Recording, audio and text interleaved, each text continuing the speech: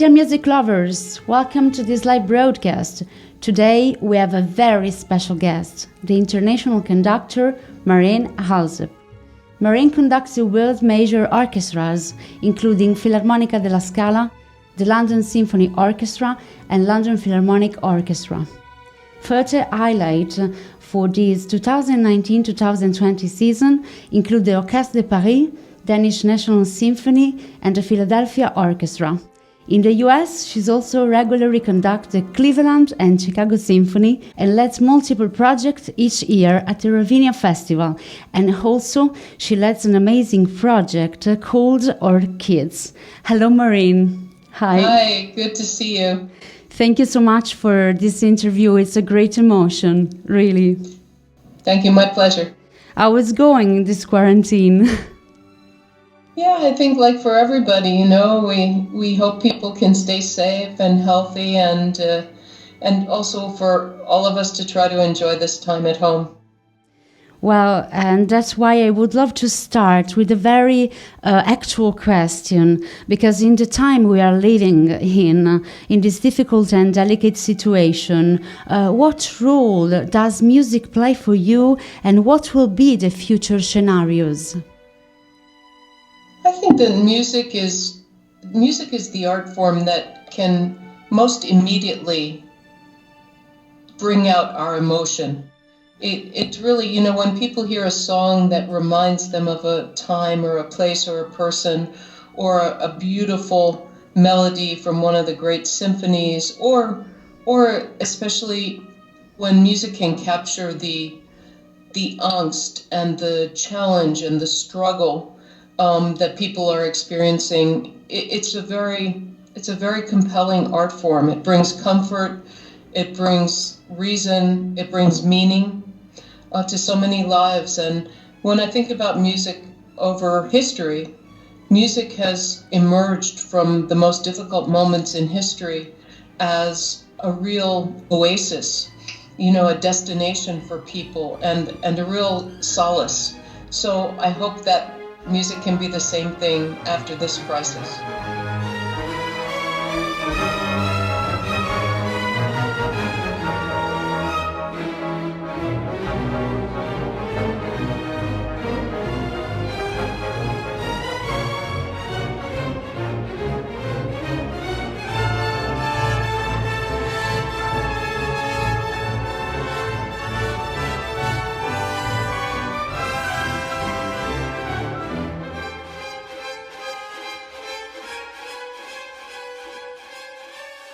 At this moment, there are no live concerts due to the restrictions, but I was able to see online a beautiful concert conducted by you with many musicians from all over the world, and also your project with OrchKids. Would you like to tell us more about these and some next events on the web that the public can follow? Oh, of course. Well, it's my pleasure to share some insight into the OrchKids program. I started this when I became music director of the Baltimore Symphony in 2007. The second year I was here in 2008, I started a program to really give kids who don't have the financial means to learn instruments the same access. So we started with 30 first grade children in 2008, and today we have 2,000 kids playing musical instruments. And today and these weeks and this time that they're at home, we are teaching them online. And we had our first day online, we had 88% success and participation. And the other day for lessons, they told me there were 100% participation. So I'm very proud of this program. It shows that music can create a world of possibility for people. You can learn so many skills, but you can also learn how to express your inner emotions, your joy, your frustration, your rage, your appreciation. And this is so important, especially for young people. Absolutely. Keep it up, the good work with the OrchKids. And we also have a special video for our audience about the OrchKids. Check it out. Anger can kill you. It really can. When I was younger, I was shy. I just was always had like this mean face. People in class would like, Joseph, why you never say nothing? The world, it really didn't look like nothing to me until I started to hear the rhythm. You can let out all the negative energy that you have and put it into your instrument instead of using your fists. You kind of stop the fear of shyness and become more bold. This could be something that actually saved my life and can teach my children about so they can have a future. I think everyone has a song inside them. My song is confidence, my song is greatness, and my song is unstoppable.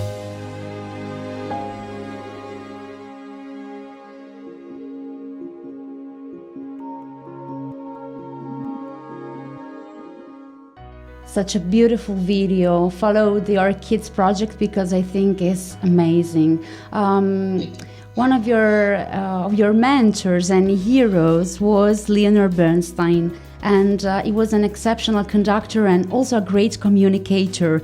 He was capable of reaching even those who had not musical knowledge.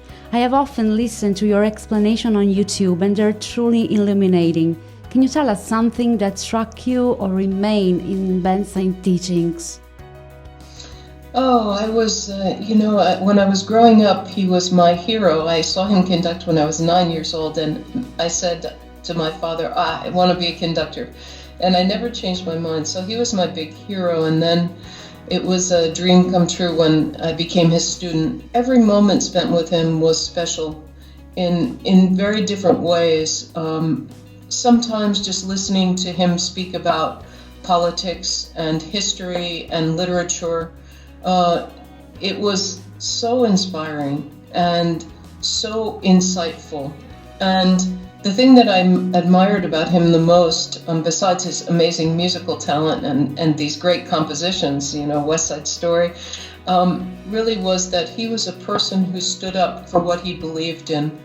And whether I agreed with him or not didn't matter. It was the example of really standing up and not shying away from the consequences.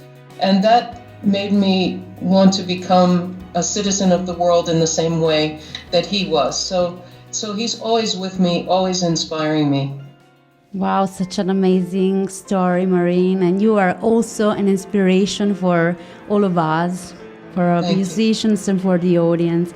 And as you know, maybe, The Major has made a documentary about Glenn Gould entitled, yes. Nice to meet you, Glenn. We interviewed many of his friends and colleagues, and famous is also the performance that Glenn Gould made with Leonard Bernstein of the first Brahms piano concerto. As well, is splendid, but is still much discussed.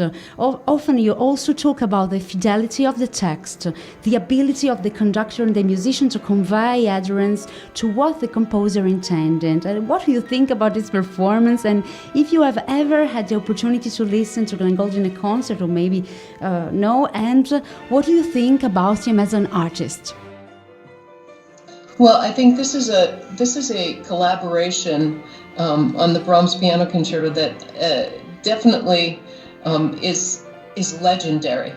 So when I finally went to hear the audio of the concert, I was surprised at how really non-controversial it was. It felt that Bernstein really respected Glenn Gould, but that he felt this compulsion to give this statement about collaboration with a soloist, and that sometimes a conductor has to go against his or her desires for that particular piece. What I found really interesting was that I then compared some of Bernstein's own recording of the same piano concerto, and it ended up being longer in some cases. So maybe maybe it was just more of a personality issue in the moment. I don't really know, but I think the fact that Bernstein spoke about it opens up a wonderful possibility to talk about the collaborative process and how sometimes it's not an easy and straightforward process. Sometimes it really is a challenging one, and sometimes we have to suspend our views in order to support the soloist. So I found it sort of endearing, I guess. I thought it was going to be, sort of almost, I'm going to fight you for your interpretation. But in the end, it was really very respectful. And I think ultimately that's how collaborations have to be. In any case, what it will not be is a dull, literal playing of the notes, if I know Mr. Gould. I would love to ask you also if you have something to say to a young musician who approached the world of conducting. Well, I think to young musicians who are interested in conducting, I would say that if you wake up every day and think about conducting and go to sleep every night thinking about conducting, then you must be a conductor. And never to forget that it is a privilege to be a conductor because we're the messengers of the creators. And it's also a huge responsibility to be a conductor because we are the messengers of the creators and we have to be true to them. And also to remember that without your musicians, you make no sound. So always respect the musicians. And, I think whatever your passion is, you have to go for it in life. Life is short, as we see from this crisis that we're all enduring. Life is short, it can end before we want it to, and it's important to be passionate and pursue your passion. Absolutely, agree with you again. There is a particular moment or an anecdote in your life that marked you and you carry in your heart that you would like to share with us? I have a picture. My parents were both professional musicians, and all they wanted me to do was become a musician. And so that was both wonderful and also really filled with a lot of pressure, and a lot of fights came out of that. But there was one moment where I conducted a premiere of a new ballet with the New York City Ballet. And my father was the soloist in the Barber Violin Concerto, and my mother played cello in the same orchestra at the same moment. So I was conducting, my father was the soloist, and my mother was in the first stand of cellos. And whenever things get tough, I remember that moment when we weren't talking, we were just playing together, and that brings me great joy. That's beautiful. Thank you for sharing this moment with us. It's a real emotion to interview you, Marin. You're an amazing conductor, an amazing person, I have to say. Thank you. So the last question is where we can follow you on social media. I am on all the social media, so please have a look for everything, and it's always easy to find me, Marin Alsop. Either at Marin Alsop on Twitter or Marin Alsop on Facebook. So I'm not hiding. It's easy to find me. This is great. Thanks a lot, Marin, for this wonderful interview. And my pleasure. Nice to meet you. See you soon. Thanks.